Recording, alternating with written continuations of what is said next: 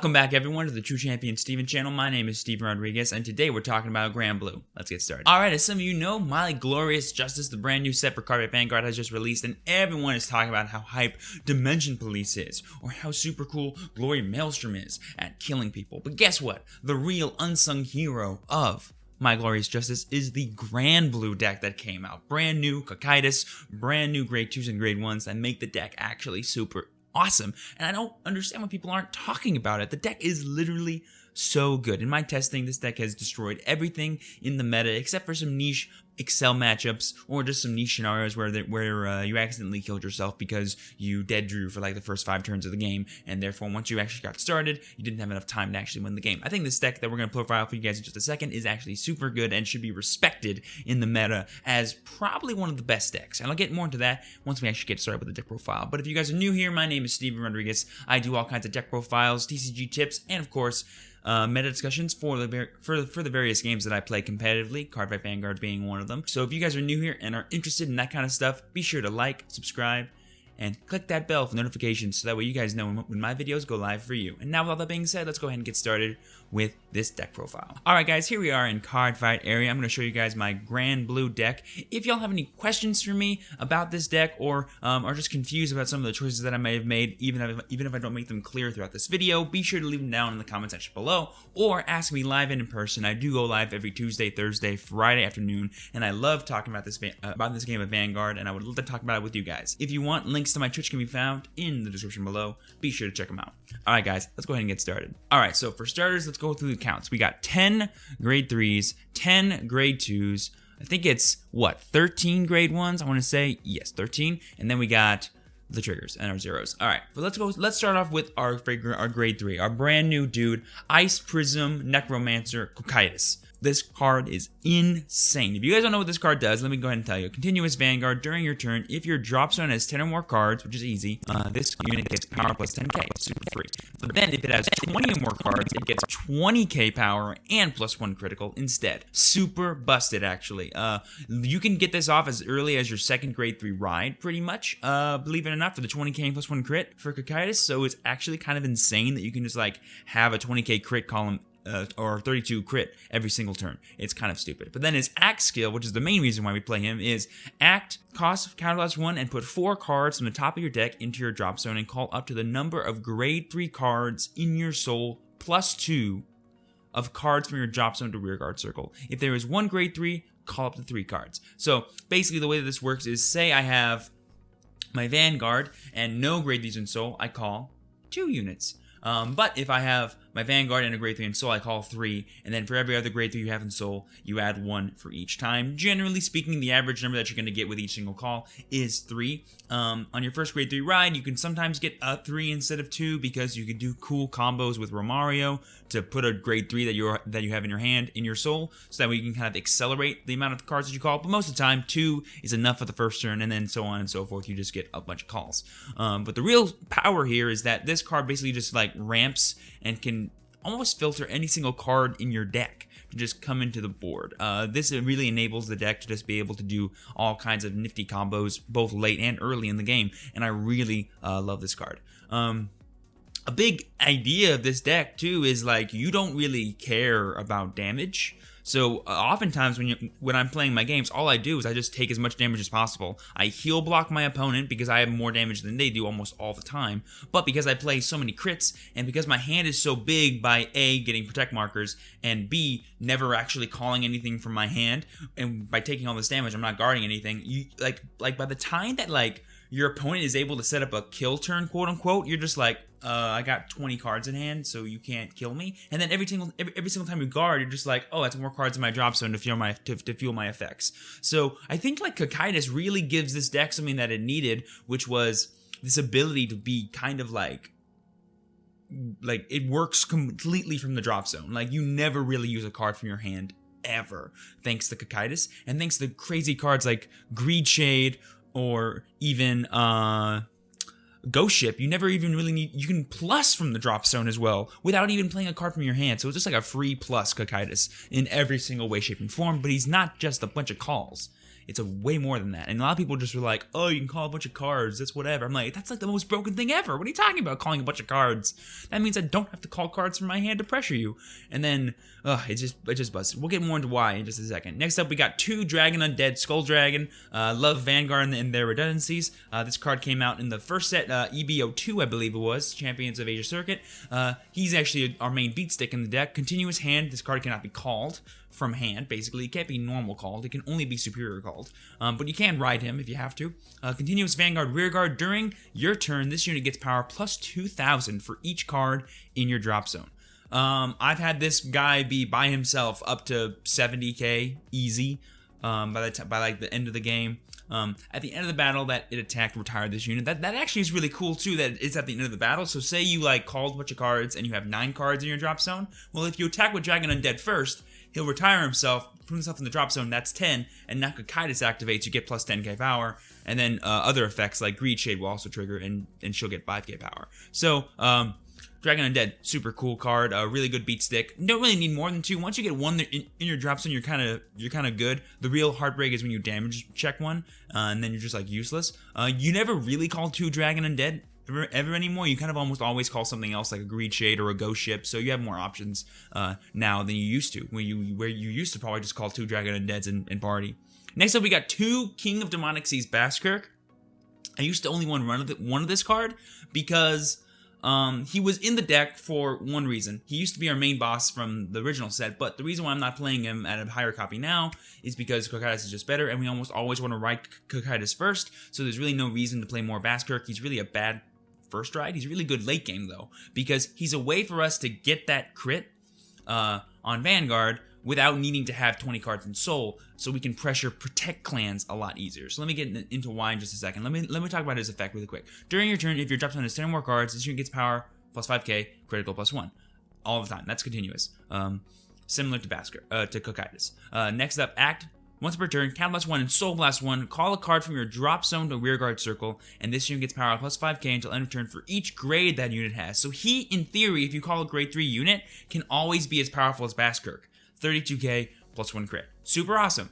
And he's a way to do that without needing to constantly mill. A big way that people try and beat this deck is instead of trying just to kill you, they just kind of like turtle up and try to be super defensive, and then they just wait for you to kill yourself. But Baskirk is a way for us to be aggressive, pressuring without milling. So he's a way for us to kind of react to our opponent playing this way. Most of the time, though, it's Protect decks that try to wait us out like that, which is why I say he's used to counter Protect, because most of the time he is. Like, if we play against an Ancient Feather deck, we kind of only really ride Cocytus once, call up some dudes, and then we just go Baskirk the whole time after that. And if we can cycle Baskirks, that's pretty cool. That's why I'm playing 2.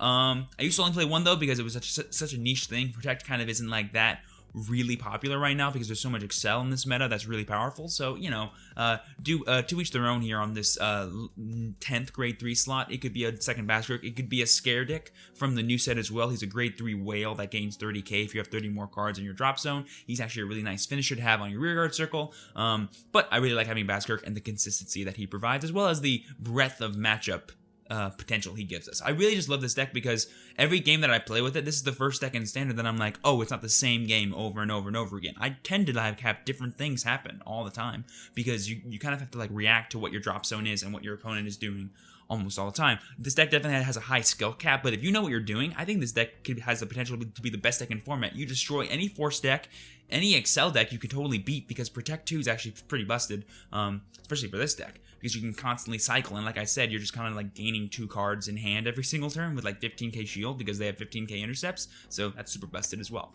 Moving on, we got Flanger, Violence Franger. We got 2 of him. He is our main finisher in the deck. He's basically an unguardable attack. Let me get into why in just a second. Act Vanguard Rearguard. Cost Soul Blast 1, grade 3, and discard any number of cards from your hand. This unit gets power plus 5k until end of turn, and during the battle that it attacked, your opponent cannot call Sentinels nor cards with the same grade as the cards you discarded for this cost to Guardian Circle. So let me paint the picture here. You call him into Rearguard, Soul Blast a grade 3, and you discard a grade 1, a grade 0, and a grade 2. Now your opponent cannot guard with Sentinels, and they cannot guard with 0s, they can't guard with grade 1s, and they can't guard with grade 2s. If you only discard 0s and 1s, they can't guard 0s or 1s. If they can't guard with, if you discard a 2 and a 1, they can't guard with 2s or 1s.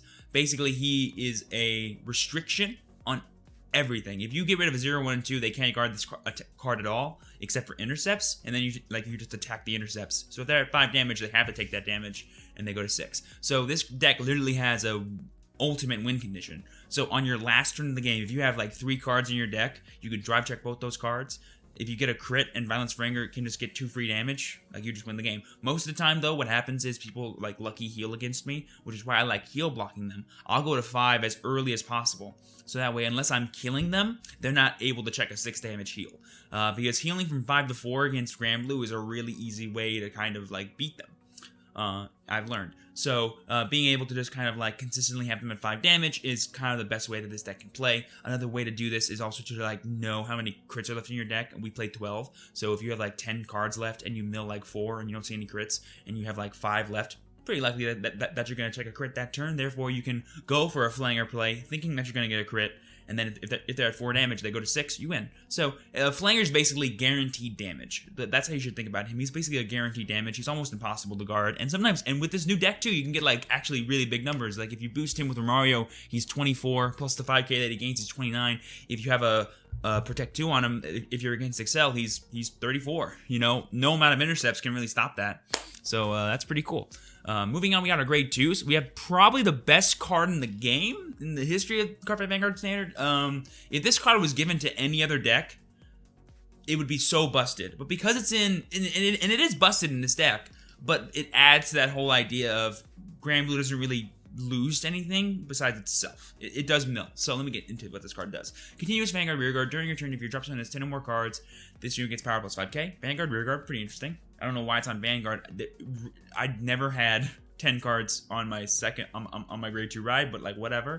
Auto Rearguard, when placed, costs discard a card from your hand, put 2 cards from the top of your deck into your drop zone, and return a card not named Greed Shade from your drop zone to your hand. This card is the definition of toolbox. It's basically a demonic tutor because we play so many copies of cards that by the time that you're gonna want to like use Greed Shade, you're probably gonna be able to grab any card in your deck and just use it over and over and over again. A cool thing that I like doing with this is sometimes early in the game you'll mill some grade 3s that you want to ride, like your Cocytus. Well, with Greed Shade, you can just get them back and then ride them next turn, which then turns into PG. So not only did you get a grade 3 back, you're also getting a PG back, and you're also superior calling more units. You can also loop actual PGs and just add your Dolph back to your hand. Super cool. Against Excel matchups, I'll sometimes just discard my Protect markers if I go Protect 1, and I'll just add 15k shields to my hand, and or 20k shields if they're already in there. So Greed Shade is kind of just like your Swiss Army knife. He's just such a busted card, and I love this card so much. It's like actually busted. And you can loop these things. And sometimes when I have Protect 2, I'll just like constantly call like 2 Greed Shades like for 2 turns, mill a bunch of cards, add a bunch of cards to my hand, and have these free 15k shields. So against like Excel decks, you can do this kind of strategy to keep your hand really big, so that way you can constantly stop multiple attacks every single turn. And then you just discard your PGs or whatever that you don't want to guard with, like your grade 3s and stuff, and then you can just have more shield, more hardcore cards in your hand to stop individual attacks. Super busted card. Really love it. Don't play it in Lesson 4. If you're playing in Lesson 4, you're stupid. Next up, we got definitely a questionable choice here. We got Captain Night Mist. I see people playing Ruin Shade. I see people playing Blue Blood still. I don't know why. And I think I see some people playing that like grade 2 flanger that like adds 4k when it's called or something. That card's bad. But Captain Night Mist here. If you don't know what he does, auto win place, count plus 1, call a grade 1 or less card from your drop zone to rear guard circle. If you have 10 or more cards in your drop zone, you may call any card of any grade. So Captain Night Mist is basically like our like panic button, you know, like our hold on a second, let's not mill this turn. So he's a way for us to kind of have access to our drop zone without needing to use Cocytus' effect, nor needing to ride Baskerk, say if we didn't have one. So he's basically our like when all like bad things hit the wall, like we need him to get our dudes in play. So what's really cool with him is you can call your Flanger, you can call your Undead, you can call your Greed Shade and do all the things you want to do late game. But you don't have to mill. So if I'm playing against a deck that is trying to mill me out and just like play the turtle game or something, or like try to just like stall me out or something. Night is a way for me to do all my effects without needing to mill, so that's super cool. So I can just conserve cards in deck while also getting the maximum kind of potential of my board state with cards like Ripple Banshee and with Romario or even Dragon Spirit. Night can hit plenty good numbers in this format right now, so that's pretty awesome. And finally, we have my favorite grade, probably not my favorite grade 2, I think Greed Shade is definitely my favorite grade 2, but my favorite grade 2 attacker is Storm Ride Ghost Ship. This card is busted. Similar to Dragon Undead Skull Dragon, he cannot be normal called. He can't be called the Guardian Circle either, so you can't just like guard with him, you have to just like always discard him with effects. That's a thing to keep in mind. This card cannot stop attacks from your hand. So definitely keep that in mind, you guys. However, he can be ridden, so he gives a grade 2 ride, obviously. And then his Rearguard Circle effect. Auto, when it attacks, this unit gets power plus 15k, that's not a typo, plus 15k until end of that battle.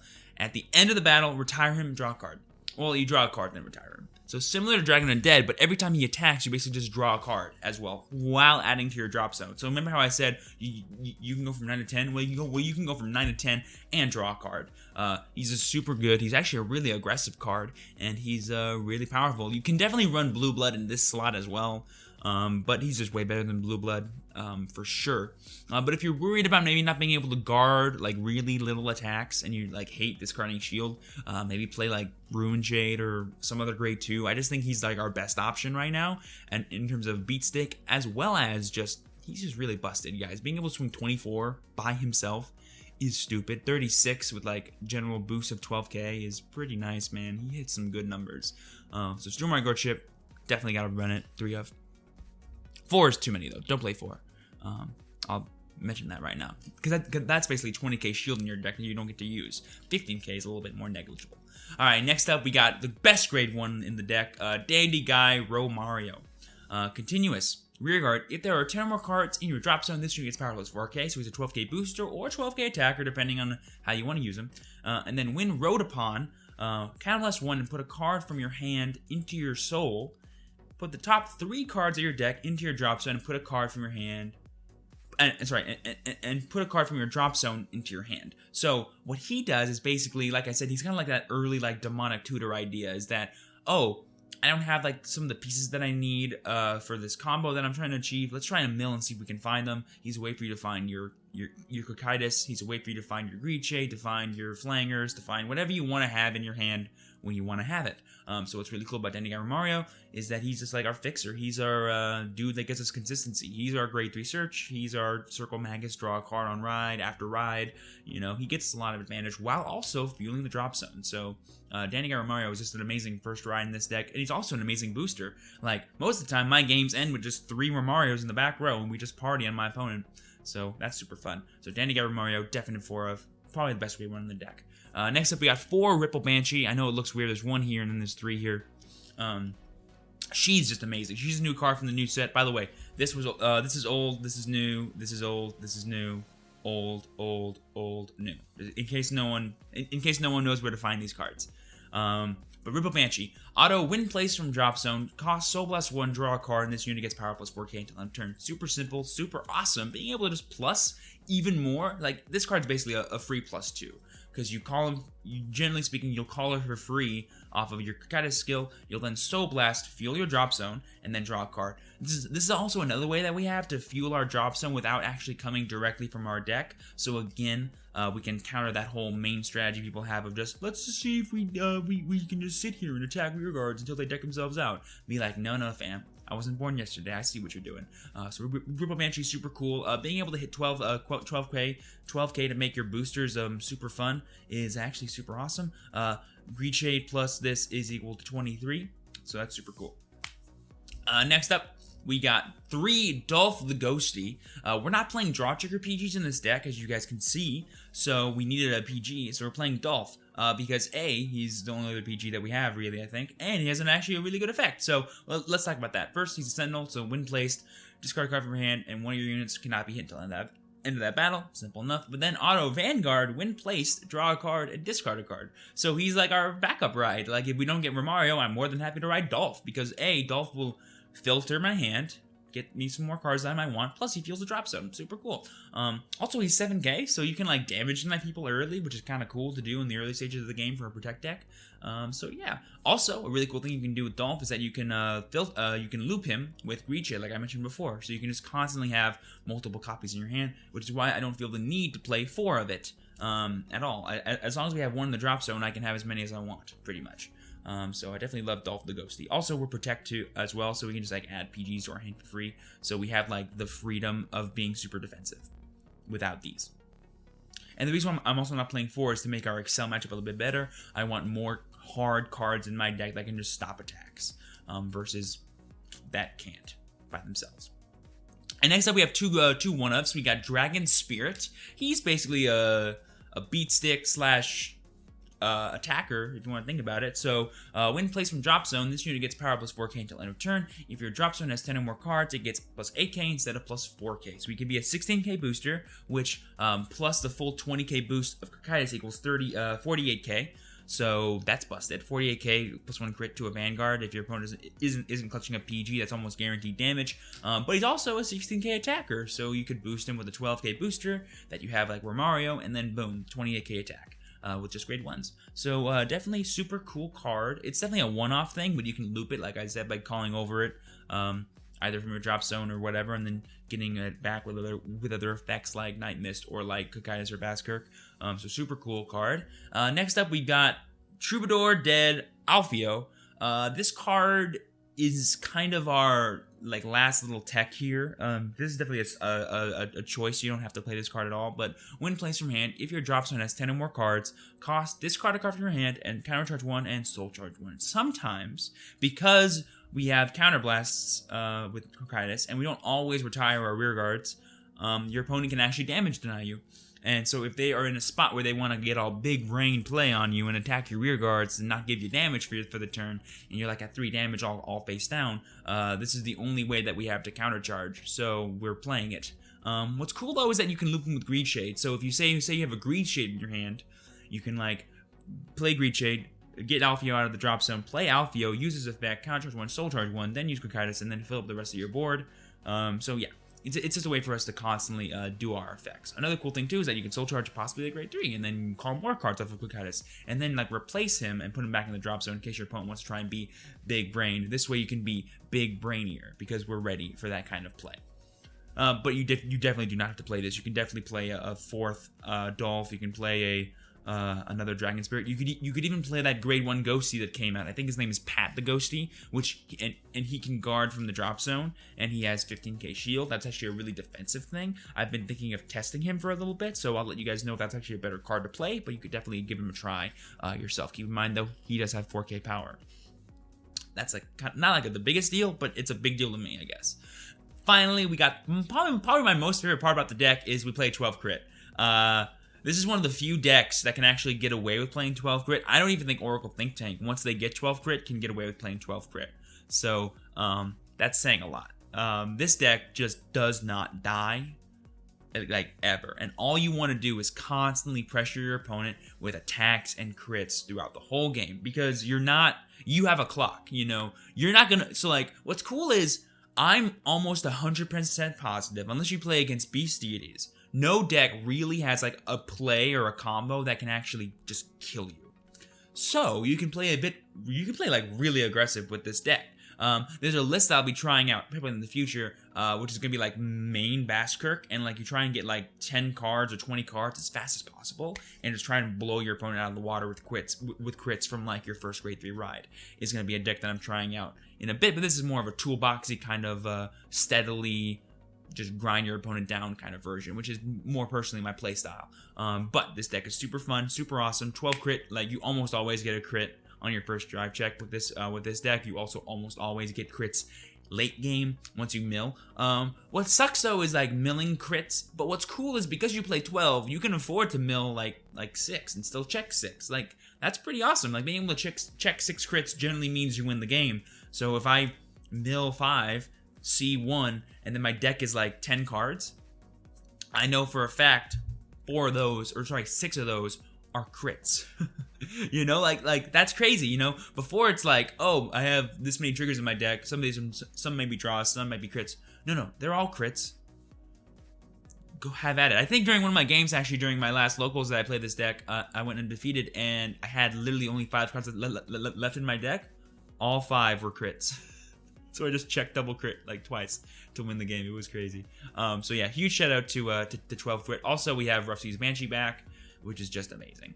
Finally, we got 4 heal, obviously. And then finally, we have Captain Night Kid. You can play Wandering Zombie if you want to, but this guy is just so adorable. They did an amazing rework on him, and I'm happy to finally get to play with Captain Night Kid. Alright guys, that does it for my Granblue Cocytus deck profile from the new set. I hope you guys enjoyed the video. If you did, please be sure to leave a like and subscribe to the channel if you haven't already. Also, leave a comment down below your favorite deck right now to use in the Cardfight Vanguard Standard or Premium format, and then maybe I can do a profile for that deck next. But anyway, you guys, I hope, with all that being said, thank you guys so much for watching. I hope you guys have a wonderful rest of your day. Always remember to work hard, rest easy, and live well, and I'll see you all next time. Peace.